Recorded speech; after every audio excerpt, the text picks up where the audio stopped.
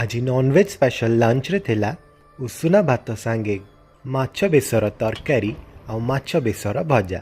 एमती बेसर दिया है कि माछ भजा ना मोर बहुत ही फेवरेट आ ता सांगे बस काकुड़ी रेडी हेतला हमर ओडिया माछ स्पेशल लंच थाली। माछ बेसर भजा हो कि माछ बेसर तरकारी सब ओडियांकर वेरी क्लोज टू हार्ट।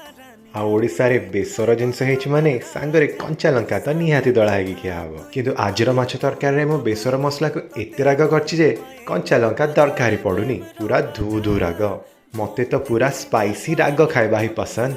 आपनकर फेवरेट माछ कोन आ फेवरेट ओडिया माछ रेसिपी कोन कमेंट सेक्शन ने मते निहाती लिखि जणेबे। Thank you for watching my video. जदि आपनको मो वीडियोस आ मो रेसिपीज भल लाउछि then please like share and subscribe to my channel Guru's Kitchen for more such delicious Odia recipes. Mu to bhai chaliye delicious खाଇବା enjoy करिया पई. As always feel proud to be an Odia.